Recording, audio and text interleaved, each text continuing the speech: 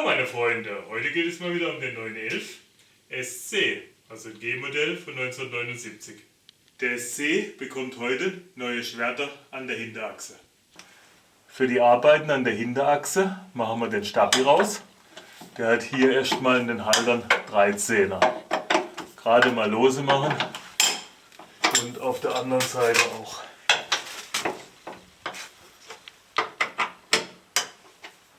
Hier oben haben wir eine große, auch die geht. Sieht ja toll aus heute. Und schon ist sie auf. Vielleicht können wir mit der Ratsche machen. Andere Seite.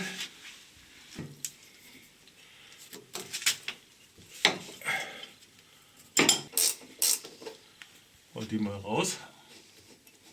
Gehabt. Schon ist er hier leer und auch relativ spannungsfrei. Andere Seite.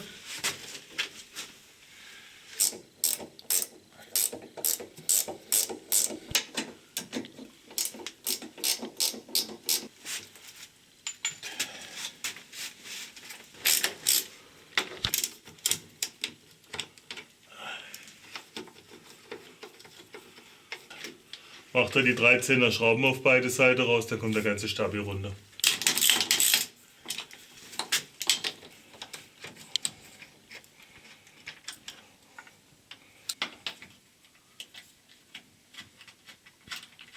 So, macht er das Schräubchen noch raus. Ich halte den schon mit der einen Hand, dass er nicht ins Bodenlose saust.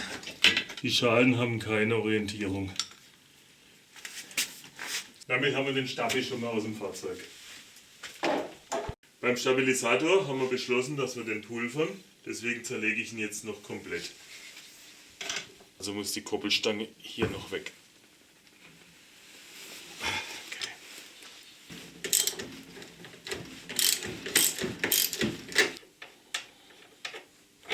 Dann können wir den hier entnehmen. Die gleiche Nummer auf der anderen Seite. Bevor wir das Fahrzeug aufbogen, lösen wir die Radmutter. So, vorne müssen wir das Fahrzeug sichern. Wenn er aufgebockt ist, machen wir erstmal das Rad runter. Für die weiteren Arbeiten habe ich das Auto jetzt mal massiv an den Aufnahmen des Getriebeträgers unterstützt. Für die weiteren Arbeiten machen wir jetzt hier mal die Stoßdämpfer lose. Einer. Jetzt müsst ihr die Radnabe so weit anheben, dass der Stoßdämpfer da frei beweglich ist, dass der keine Spannung mehr hat. Dann könnt ihr die Schraube komplett entnehmen. Und dann geht die Schraube gefahrlos raus. Jetzt können wir das Achsschwert so weit absenken, bis es kurz vor dem Anschlag steht. Seht ihr, da ist ganz schön Spannung auf der Nabe. Jetzt sind wir gerade noch frei. Wir lösen jetzt die Schrauben an den Schwertern. Oh, die war schon mal ganz einfach. Die hier sollten wir von innen lösen, weil die Mutter sitzt innen. So, und die machen wir von innen. Die sitzt ein bisschen besser, aber sie kommt gut. Okay. Machen wir die mal runter. Da ist eine dünne und eine dicke Unterlagsscheibe verbaut. Interessant. Die obere haben wir schon mal.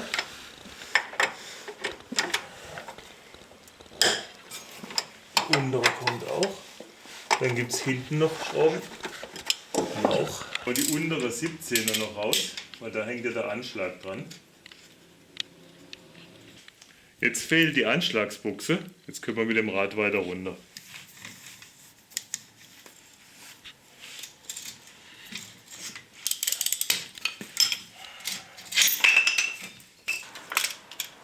Machen wir mal die anderen Schrauben auf der Reihe nach raus.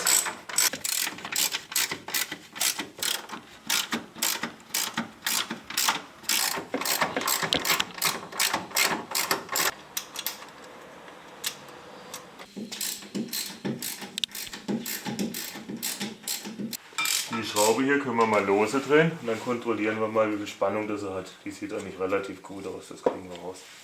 Machen wir sie gleich raus.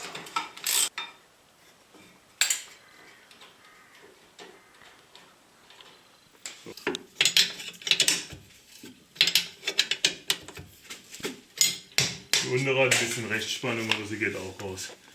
Die Verstellung von Sturz und Spur müssen natürlich auch noch raus.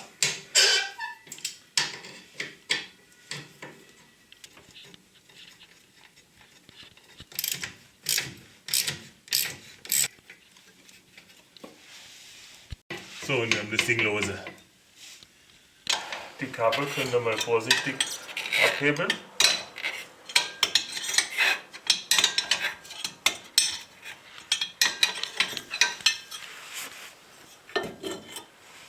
Problem ist jetzt, das Ding runter zu bekommen. Innen drin ist ja der Drehstab und idealerweise sollte es sich hier trennen, was es wahrscheinlich nicht tun wird. Wir probieren es aber trotzdem mal mit ein paar zarten Hammerschlägen das Teil nach außen zu treiben. Und ich hab's. Komm, geh dir. Hat sich sogar an der richtigen Stelle getrennt. Wir kommen jetzt nur an unserer Zierleiste nicht vorbei.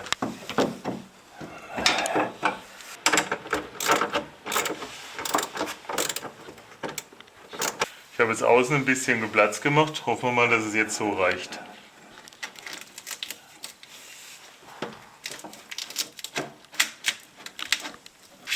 Und ich bin draußen. Sehr schön. Die neuen Schwerter habe ich jetzt mal auf 0 eingestellt. Jetzt müssen wir die Muttern anziehen, weil sonst können wir das Auto ja nicht absetzen später. Wir beginnen mit dem Anzug der hinteren Mutter. Und die werden tatsächlich mit 245 Newtonmeter angezogen. Da müsst ihr ganz schön Muckis haben.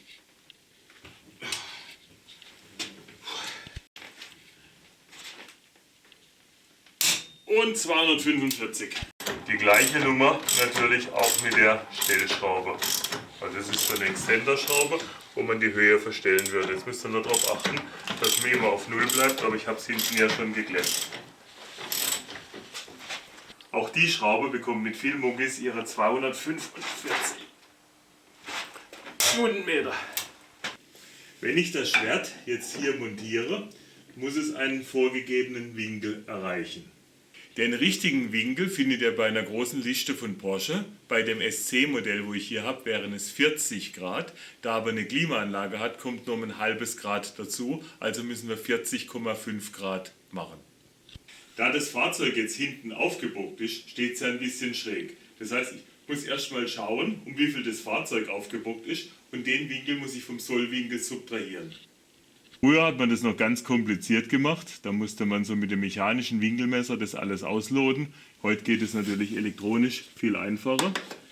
Wir finden 2,6 Grad, wo er hinten höher steht. Die 2,6 muss ich jetzt von unserem Wunschwinkel, den 40,5 Grad, subtrahieren. Wir erhalten damit 37,9 Grad als einzustellenden Winkel. Momentan messe ich am Schwert 31,9. Beim nächsten Zahn wären es 39,4. Das nächste, was ich erreichen kann, sind 39,5 Grad.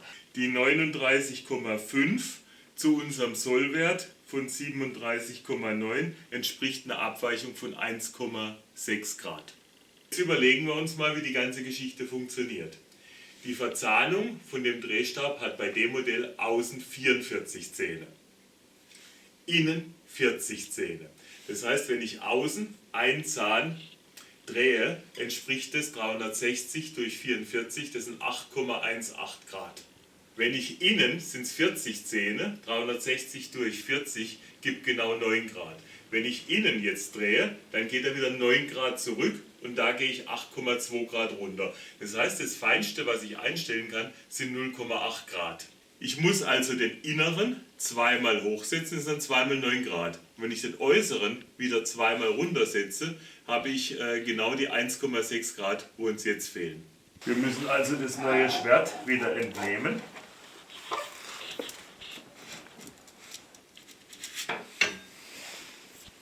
Problem ist es jetzt, diesen Drehstab hier rauszubekommen. Kriegt er nicht irgendwann raus.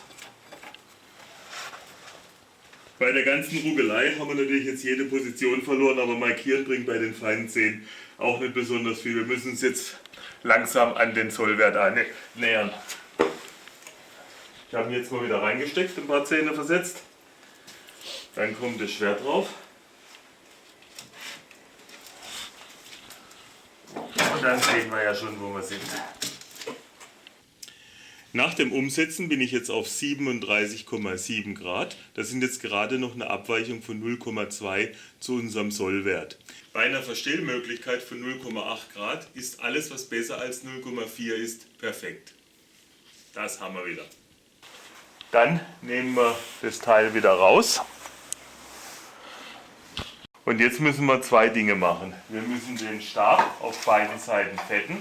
Dann nimmt er so einen Hauch Molybdenfett.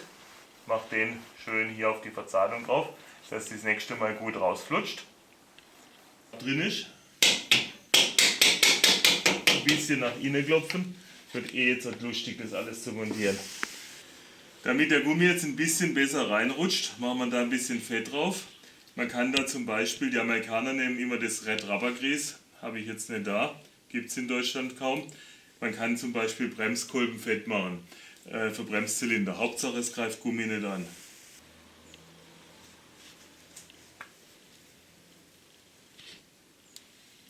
Eigentlich soll sie es hier gar nicht bewegen, aber ihr kriegt die Kappe nicht drüber, wenn ihr es nicht fettet.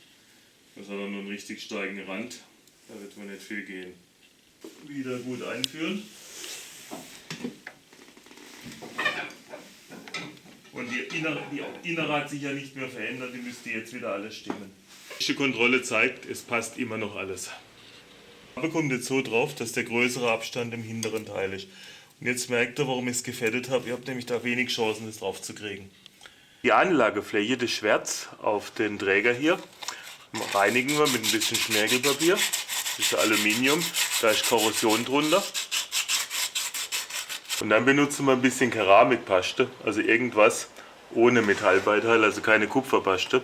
Und fetten das ein bisschen ein, dass das nicht so korrodiert das nächste Mal. Den Deckel hier werdet ihr nicht so nah drauf bekommen, dass die Originalschrauben greifen. Deswegen habe ich erstmal längere Schrauben reingemacht, um den Deckel beizuziehen.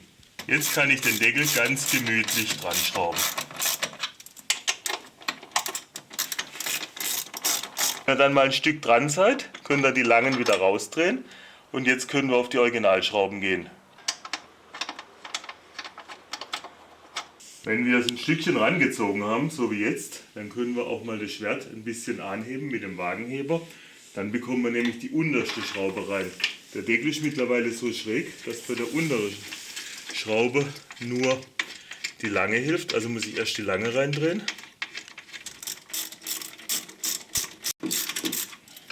Wenn wir dann unten mal nah genug dran sind, können wir auch hier die Originalschraube reinmachen.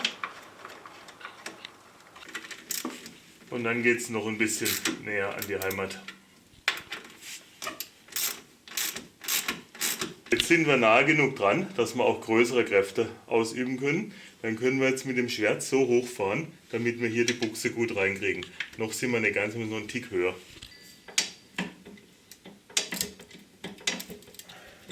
Und jetzt kommt die Anschlagsbuchse hinter die Schraube.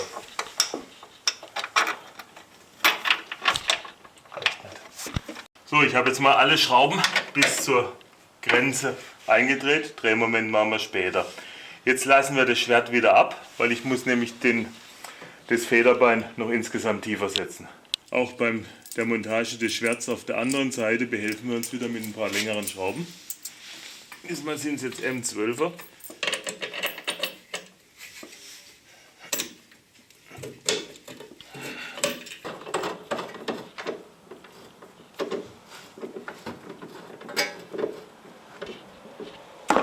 Wenn ihr das unten dann mal so weit rangezogen habt, dann könnt ihr oben die Schraube reinmachen. Oben kommt die Schraube rein.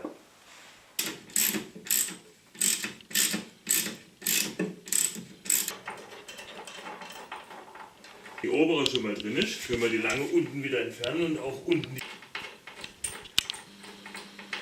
die untere Schraube kommt von hinten durch, also genau verkehrt rum wie oben. Unten kommt dann auch die große Scheibe drüber und auf die dicke, die dünne. Okay. Der Anfang ist gemacht. Der große Exzenterbolzen kommt jetzt in das kleine Loch, weil das ist für den Durchmesser. Könnt ihr den schon mal reinstecken in der Position, wo man es braucht. So ungefähr. Der kleine Exzenterbolzen kommt in das große Loch.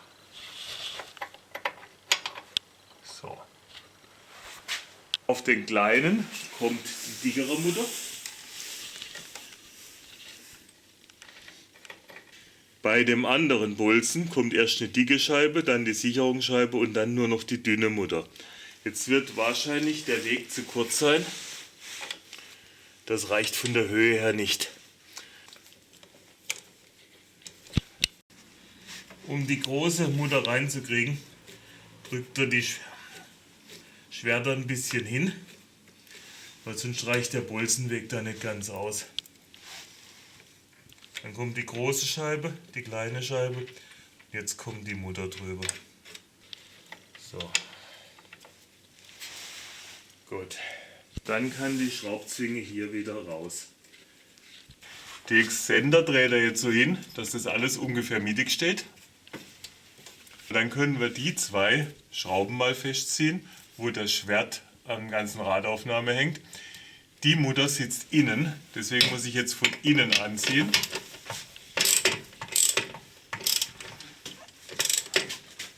Die zweite Mutter sitzt außen, also könnt ihr die von außen anziehen.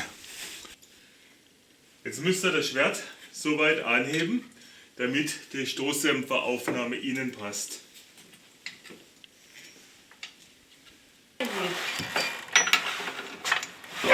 Stopp! Langsam noch ein bisschen. Wenn sich die Schraube spannungsfrei einsetzen lässt, habt ihr die richtige Höhe. Und jetzt dreht er die Schraube ganz rein. Die Schraube bekommt 125 Newtonmeter. 125. Jetzt müssen wir die Schrauben mit 125 anziehen. Die obere Schraube hat ihre Mutter innen, deswegen setze ich den Drehmomentschlüssel innen an. Und wir haben unsere 125. Auch die untere Schraube bekommt ihre 125 Newtonmeter. Feststellmuttern für die Exzenterbolzen bekommen jeweils 85. 85 für die erste. Und da bewegt sich noch ein bisschen. Und 85 für die zweite. Die Kappe über dem Gummi hier bekommt noch 47. Da müssen wir mal umstecken.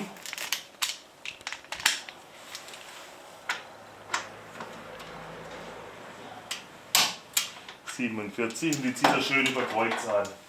Das heißt, als nächste kommt die untere dran. Und 47 für die untere links. Und 47 für die.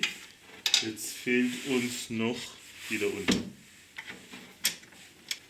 Und 47 für die. Das war jetzt der Einbau des Schwerts. Ihr habt gesehen, wie es geht. Ich, armer Teufel, muss es nochmal machen. Ich muss jetzt die ganze rechte Seite noch montieren. Dann kann das Rädchen wieder drauf.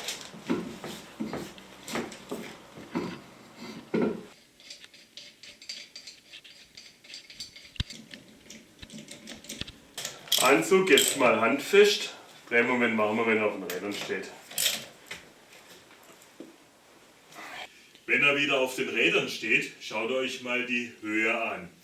Die soll so 2 bis 3 cm sollen hier frei sein. Das Holz hat gerade 2,5 cm, können wir die Freiheit wunderbar überprüfen. Passt rein, optimal. Wenn euch die Höhe jetzt nicht gefällt, könnt ihr ja an den Schwertern die 2 Schrauben öffnen und mit dem Extender ein bisschen hoch oder runter fahren. Wenn euch die Höhe gefällt, können wir auch die ganzen Blendenteile wieder anbringen. Also erstmal der Deckel für den Drehstab. Der hatte von innen ja diese hübsche Befestigung.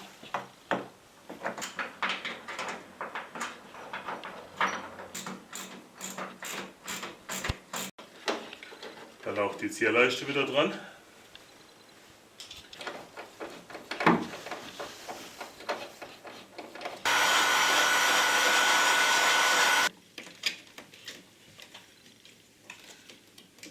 Den hinteren Stabilisator montiert er am besten, wenn das Fahrzeug wieder auf den Rädern steht.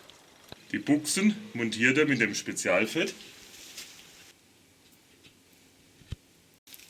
Dann wird die gerade so drüber geschoben. Ausrichten tun wir sie nachher am Fahrzeug.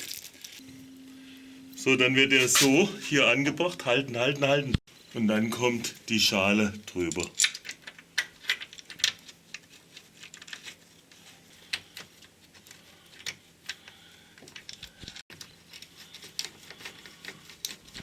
Die runde Seite des Gummis ist in der Klammer und die offene Seite schließt sich hier am Gehäuse. Die Kurbelstange kommt jetzt so drauf, dass da oben die lange Schraube auf die Achse kommt, Achsträger. Man hält es schon mal und jetzt kommt die Schraube von außen hier rein, sodass die Mutter innen sitzt. Die gleiche Geschichte auf der anderen Seite.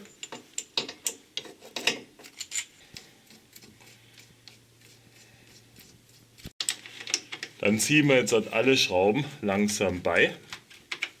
Unten müsst ihr auf der anderen Seite gegenhalten.